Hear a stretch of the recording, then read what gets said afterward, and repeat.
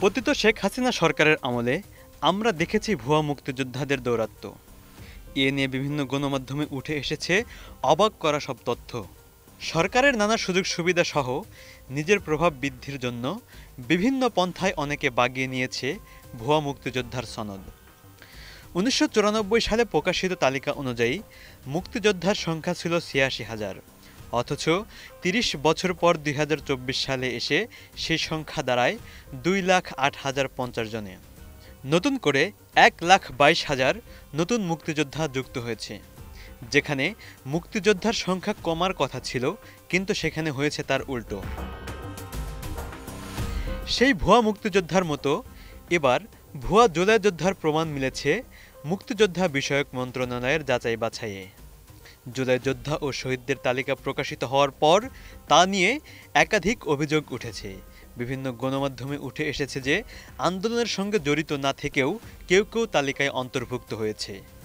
এমন বাস্তবতায় জুলাই শহীদদের পাশাপাশি জুলাই যোদ্ধাদের গ্যাজেট যাচাই বাছাইয়ের সিদ্ধান্ত নেয় সরকার।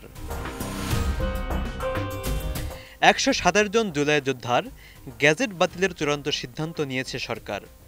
মুক্তিযুদ্ধ বিষয়ক মন্ত্রণালয়ের বরাত দিয়ে প্রতিবেদনে উল্লেখ করা হয়, জুলাই যোদ্ধাদের তালিকা নিয়ে বিভিন্ন অভিযোগ ও অসঙ্গতির পরিপ্রেক্ষিতে অনেকের গ্যাজেট বাতিল করতে যাচ্ছে প্রতিষ্ঠানটি।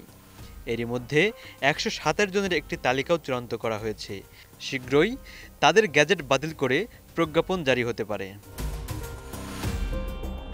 এর আগে গত ৩ আগস্ট মুক্তিযুদ্ধ মন্ত্রণালয় এক প্রজ্ঞাপন জারির মাধ্যমে শহীদদের তালিকা থেকে ৮ জনের নাম বাতিল করে। বর্তমানে শহীদের সংখ্যা ৮৩৬ জন। সরকারি তালিকাতে অতি গুরুতর আহত ও আহত এই ৩ শ্রেণীতে এখন পর্যন্ত মোট আহত ও জুলাই যোদ্ধার সংখ্যা ১৩,৮০০ জন। ওই প্রতিবেদনে আরও উল্লেখ করা হয় যে ১২৭ জনের নামের তালিকা চূড়ান্ত করা হয়েছে, তাদের মধ্যে ১০৪ জন আন্দোলনের সঙ্গে সম্পৃক্ত ছিলেন না, প্রকৃত আহত নন। অভ্যুত্থানে অংশগ্রহণের কোনো তথ্য দেখাতে না পারায়, আন্দোলনে সম্পৃক্ত থেকে আহত না হওয়া, এসব কারণে ১০৪ জনের গ্যাজেট বাতিলের সুপারিশ করা হয়েছে।